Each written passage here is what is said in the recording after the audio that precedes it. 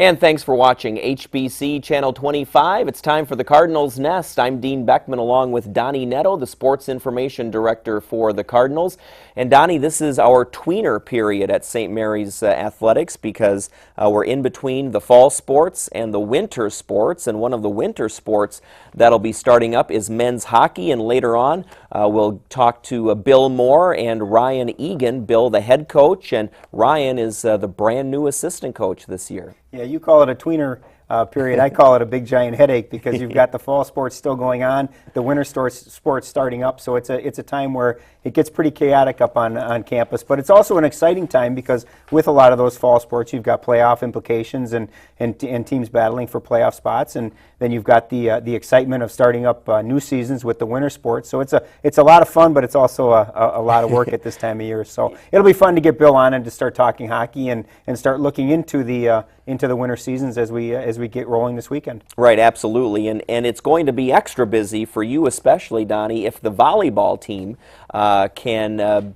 get one of the top 6 spots in the Minnesota Intercollegiate Athletic Conference, because if they do, that means they'll get into the postseason tournament. And right now they're oh so close, about 2 regular season games left, and that 6th spot is hanging right there in front of them. Yeah, it's interesting. It depends on if you want to look at the glass half full or half empty. Right now they're in 4th place in the conference, or they're in 7th place in the conference, because there are 4 teams that are tied for that 4th spot, and when you only get the top 6 that get into the playoffs, with 2 games remaining, it's going to be a fight right to the finish. The Cardinals have a game today as we're taping. They take on St. Olaf in Northfield, and then they close out their regular season at Gustavus on Saturday. So it's an important time for them, and I know that Coach Lester would love nothing more than to come away with a sweep of those 2 matches. But I think even a split may keep them right in that hunt and give them a spot in the conference tournament. And if you look at last year, they kind of snuck into the conference tournament last year, getting that 6th seed. Went up against the 3rd seed at St. Benedict's, beat them in 5 sets, and made it to the conference semis. So I don't think it really matters where they get in. I know right now that Coach Lester would just like to make sure that they get into that top 6. Right. They were kind of hoping to sort of wrap things up on Saturday when they played at Bethel, but they lost that matchup 3-1. Bethel, one of the hotter teams in the conference right now, so unfortunately they faced the Royals at probably the worst time of the season. Yeah, they played Friday against McAllister, beat them rather handily, which was really good for Coach Lester because his squad got on the court, got done with what they needed to do, and they were out of there right away. Stayed overnight in the cities because they had to play Bethel the following day, and just started out slow and never really could recover in losing 3-1. And I think that's one of those matches when you talk to coaches as they look back on seasons, that's one of those matches that got away from them.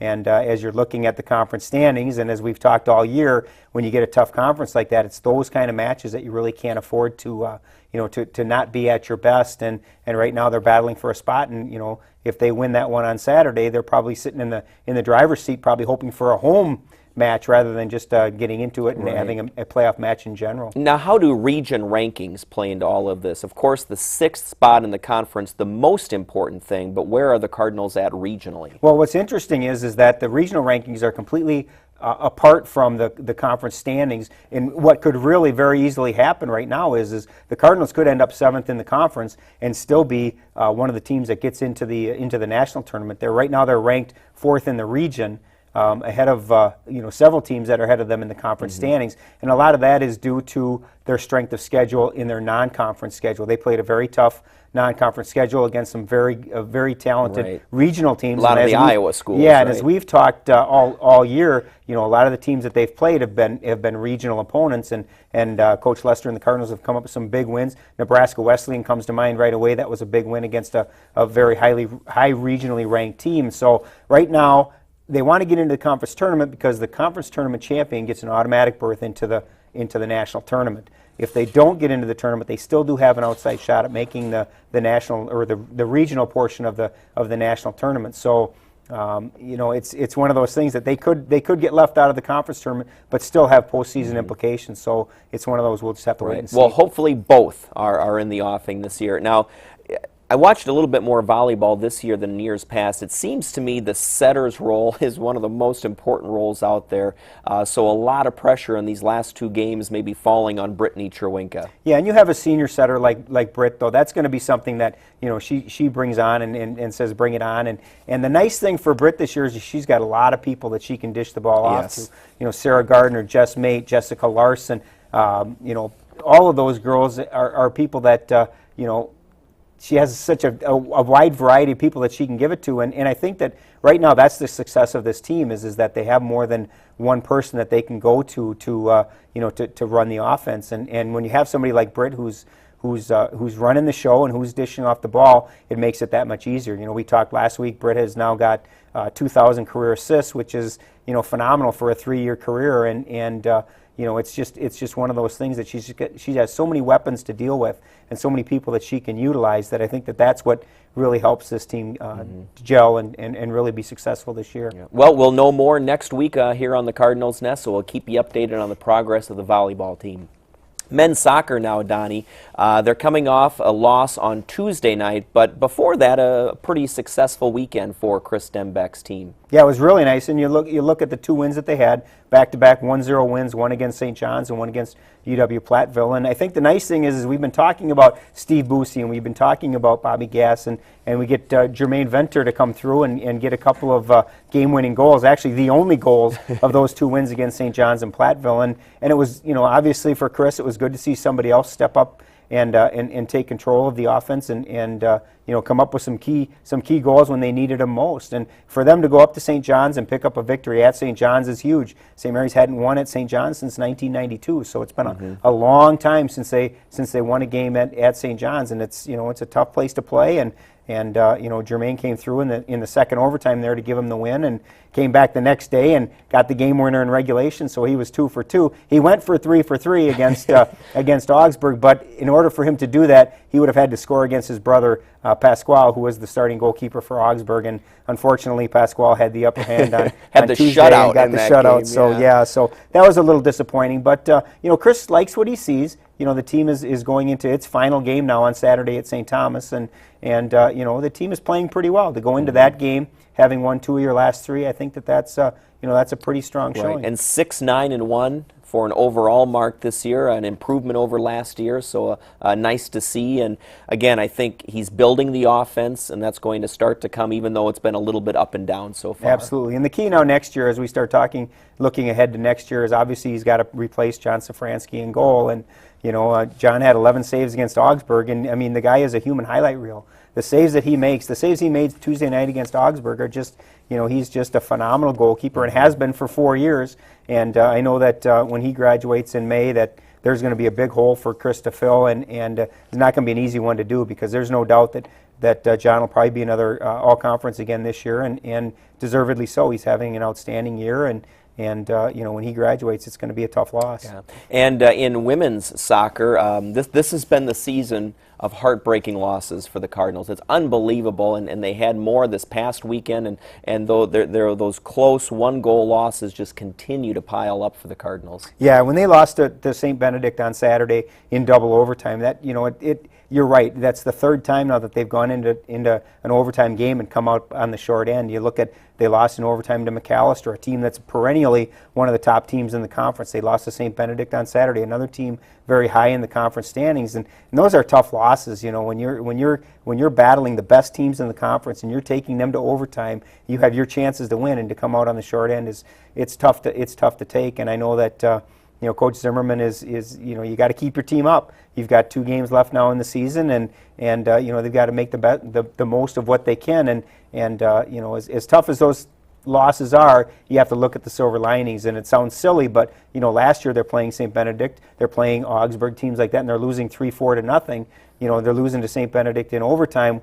That's a step in the right direction. Right. And as much as it hurts to lose those games like that, at least you can say, we're making progress. We're getting this program going back in the right direction. And it's hard to look at that when you're losing an overtime game, but as you look back on the season, I think those are the things that he'll be able to say. And with the youth of the team, they are learning opportunities. It's not like he's graduating a bunch of seniors. He can you talk about these games for next year, and certainly they have a lot to build on. Absolutely. They do graduate 5 players, and we'll send those 5 off on Saturday in their home finale against St. Thomas, and it'll be a tough time because they're pretty much mainstays in the Cardinal lineup, and Coach Zimmerman's going to miss them next year. But you're right, they've got a lot of young girls, and they got a lot of young people that will be able to come back and hopefully continue to build on the momentum that they've kind of gained this year, and hopefully next year we'll be talking about playoffs at this time. Right. So soccer ending this weekend, as is cross country.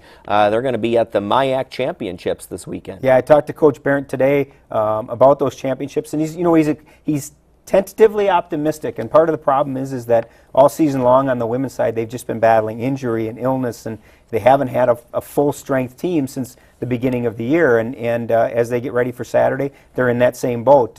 Some of their top runners are still trying to shake off some illnesses. They're trying to get themselves healthy, and so he's really not quite sure what to expect from the women. And on the men's side, he's very excited. They've been running very well. He's got 2 or 3 people that he thinks could very easily be in the honorable mention area of all conference, and that's finishing in the top 30. So hopefully things will pan out for them. I know David Feather has had a great year, and I think if David puts together his best race, he could easily be an all-conference performer. So it's one of those things, you gear up your whole season for this one race, and it all depends on what happens in that one race, how everything falls into place. But the potential is there. Now it's just a matter of what happens on Saturday when that gun sounds and the race starts. Donnie, coming up real shortly here, we have Bill Moore and Ryan Egan, the men's hockey coaches, coming on. Give us a quick 30-second preview of this weekend's women's hockey matchup as they start their season at Lake Forest. Yeah, they hit the road right away and play at Lake Forest, and I know Coach Manor is very excited. His team is very familiar because they didn't graduate anybody last year, so he's got virtually the same team intact, and he's got a solid goalkeeper back, and he's got all of his scoring back. Katie Cashy's back, who's led the team in scoring, and so I think Terry's really excited. But I think there's again that cautiousness, because you really don't know until you get him on the ice. Get him on the ice, and it's easy to practice, and it's easy to see good things in practice. But now you put another team with a different color jersey on the opposite side, it makes things all the more difficult. Right. And I think that the fact that they're playing at Lake Forest, get a couple games under their belt, and really just use them as a little bit of a measuring stick to see where they're at. And I know that he's excited about the season to start, but again, it's kind of a wait and see. Let's see what happens as they get the season going. All right, Bill Moore, Ryan Egan, join us next here on the Cardinals Nest to talk men's hockey right after this. The weather affects us each day. It determines how we dress, our family plans, even our mood. And while HBC TV 25 can't control the weather, we can provide you the information you need to plan better. We'll bring you the latest weather information featuring state-of-the-art forecast equipment and Doppler radar. Plus, you'll be able to find weather 24/7 on my.hbci.com. HBC TV 25, your news and now weather source. And welcome back to the Cardinals Nest on HBC. Dean Beckman, Donny Nadeau, joined now by the head coach for the men's hockey team, Bill Moore, and his new assistant, Ryan Egan. Guys, thanks for joining us this week. And Bill, I want to know, where did you find Ryan from? Look what the cat dragged in. Oh, right? my! I couldn't. Tell us where you got him from. Yep, I couldn't hit the jackpot more. Ryan was actually in San Antonio, Texas, and he, ironically, worked for me back 15 years ago when I first started our hockey school in Inver Grove Heights up in the Twin Cities. And he and I connected last year at a showcase that we were at in Faribault at Shattuck, and just kind of mentioned that I knew that Tom was not real excited about being in a small town and really missed the big city and things like that, and that there might be a position open at the end of the year, and asked him if he would have any interest in pursuing that. And lucky for me, he was interested, and one thing led to another, and signed on a house yesterday, and he's here to stay. He's here to stay. We hope so. Yeah, that's great. So, yeah. So Ryan, welcome, coming from Thank San you. Antonio. Tell us what it's like now to be at St. Mary's and helping assist the men's hockey team at St. Mary's. It's been great so far. It's been about 3 months I've been in town. just in the process of getting my family up here.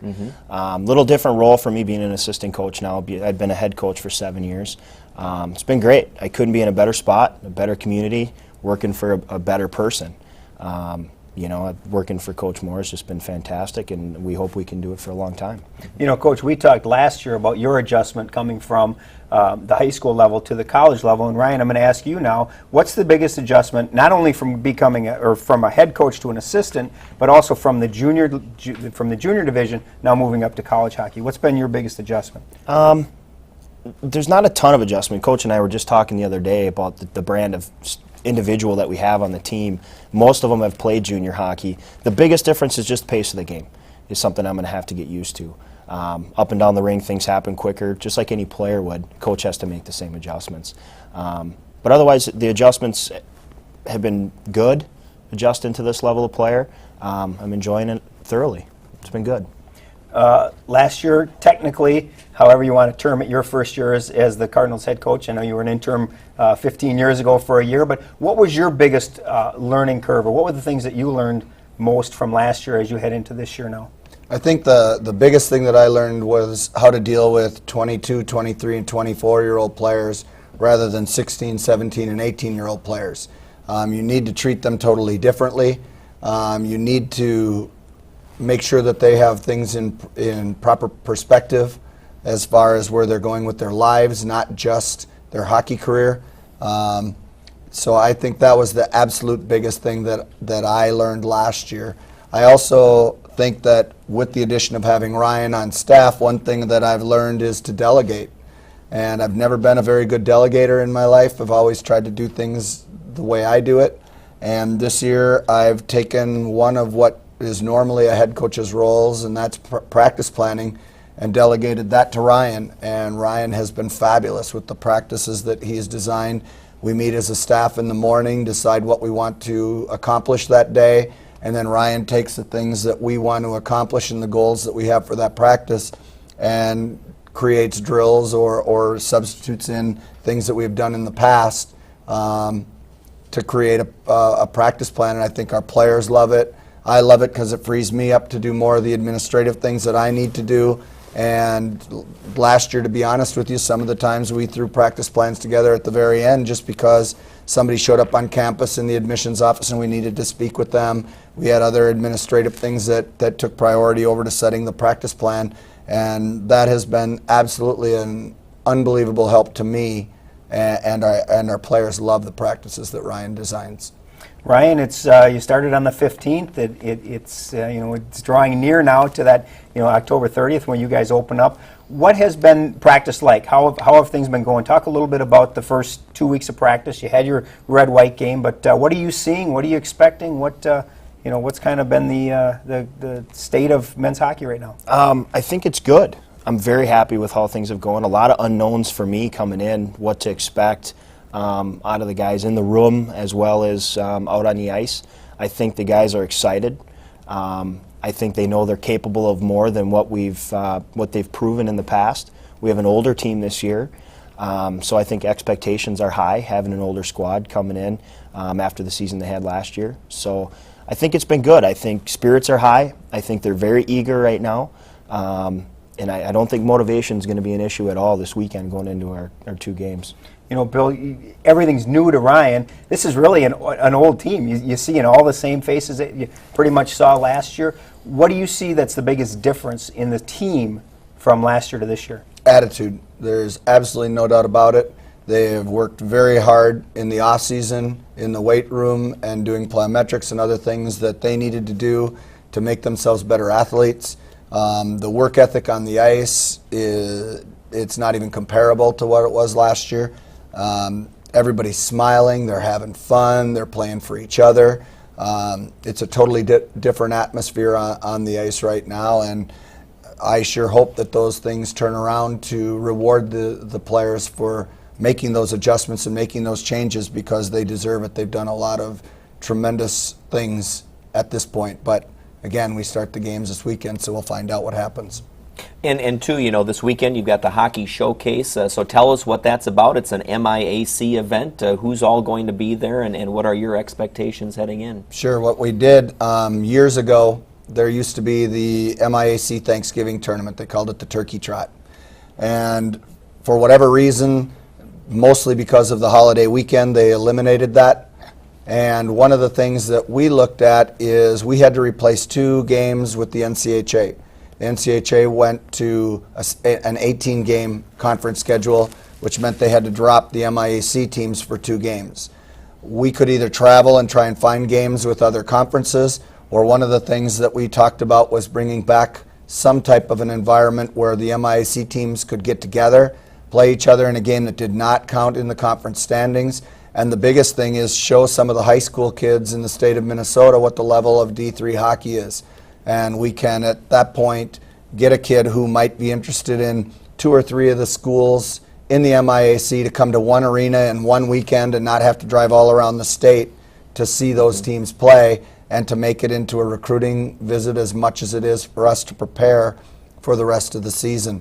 But the idea is to let some high school kids see how good Division III hockey really is. So the venue, the Bloomington Ice Gardens in Bloomington, all 9 teams are playing, correct? And talk a little bit about the way the schedule is set up. Sure. What they did is they put each of the teams in a pod. And there's 3 pods of 3. And then Friday night, 2 teams play and one team doesn't. The team that doesn't play administrates the games. And so for us, we play St. Thomas on Friday, and St. John's will administrate. And then Saturday, we play St. John's, so St. Thomas will administrate. And then on Sunday, St. Thomas and St. John's plays, and we will administrate. And then the other 6 teams are in similar pods, and 2 of the 3 will play, and the 3rd team administrates. So we have 3 coaching staffs administrating the games for one day each, and that way it did not put additional work on MIAC officials. It didn't put additional work on MIAC administrators as far as athletic directors. The only one that really put additional work on was Donny, because he's going to be the one who administrates the entire weekend for the conference. So the hockey coaches kind of chuckle, and they call him the super SID. So whenever how there's did you things draw to do. that short straw? No, I didn't draw the you short wanted straw. to do it, I okay. wanted to do it. Yeah. You know, it's kind of an exciting concept, and I know when we went to school here, they had the turkey tournament. It was kind of neat. You got to go up and watch, St. Mary's play against conference teams. Do you look at this at all as an opportunity, Ryan, for you especially to get to see the other conference teams, and will that help you as you prepare once the conference season starts? I think so. Again, I think there's a lot of unknowns out there with teams that maybe graduated a lot of players or maybe didn't, especially for me getting to gauge what we're up against for the whole season. Not only in the games that we play, but getting a chance to get to watch, even if it's 5 or 10 minutes of another team play. That's going to benefit us, we hope, down the road. So. And real quick, about 30 seconds left in this segment, but your schedule, you open up a lot on the road with the showcase this weekend, but then you don't have a home game again until December. Yeah, it is a difficult challenge for us to begin. We're only home 1 game out of the first 10, and then during that time we could play as many as 6 of those first 10 games against top 15 teams in the country as well. So we're willing to go after it, whatever it takes, and we're hoping to put ourselves in a position that this first half that we can come home and take advantage of the home games in the second half of the season and fight for the conference tournament. All right, Bill Moore, Ryan Egan, thanks for joining us here on the Cardinals Nest. Good luck this weekend and as you head into the season here. Thank you. Thank you for having us. You bet. All right, stay tuned.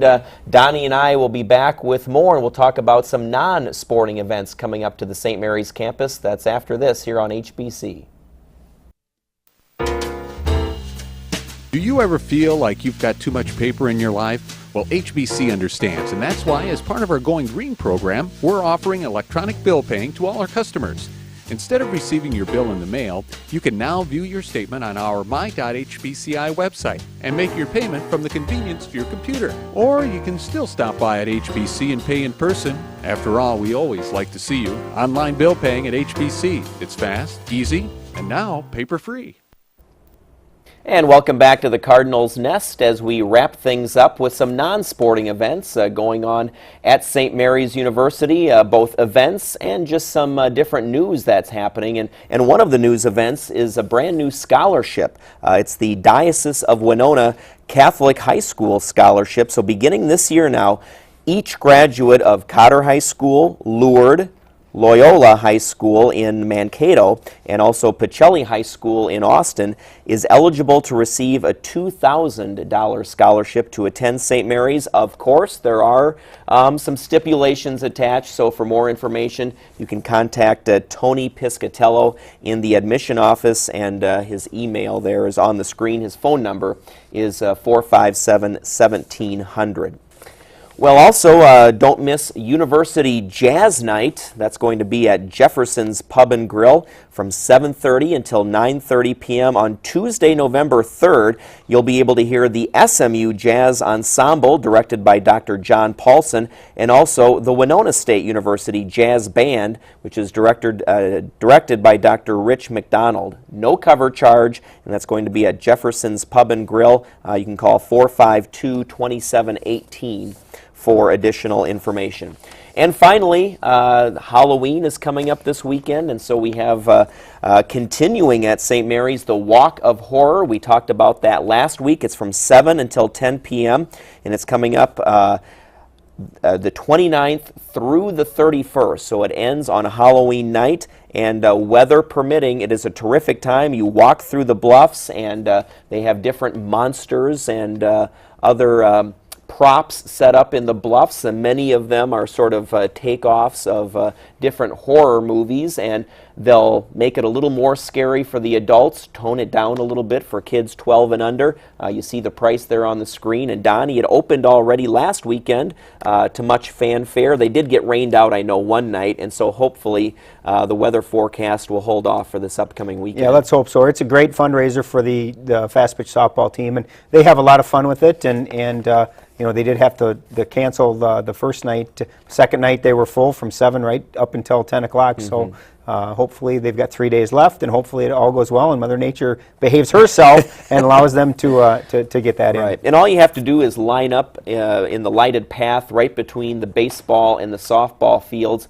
Although, as Donnie mentioned, not bad to get there relatively early. Sometimes there is a wait, possibly up to a half hour depending on the crowd. So, but it is a good time, and it's really open for all age groups. I would say starting at around age 8. I don't know if you want to go much younger than age 8, depending on the kid, of course. That's right. That's right. So it's a lot of fun. And it is, really and it's fun for the adults. And they change it up every year, so even if you've been there before, check it out again this year because they'll do some different things. And the proceeds go primarily, Donnie, I think, to fund their spring trip, either to Texas or Arizona or Florida or wherever they head. Yep, so. and that's what they'll do again this year. They'll use that money to help with the airfare and whatnot of their spring trip. So you know, hopefully they'll do real well. It's been a great success every year that they've done it. So hopefully this year will be too. All right, that's going to do it for the Cardinals Nest. We'll wrap things up. Thanks for watching here on HBC Channel 25. Tune in again next week for another Cardinals Nest right here on HBC.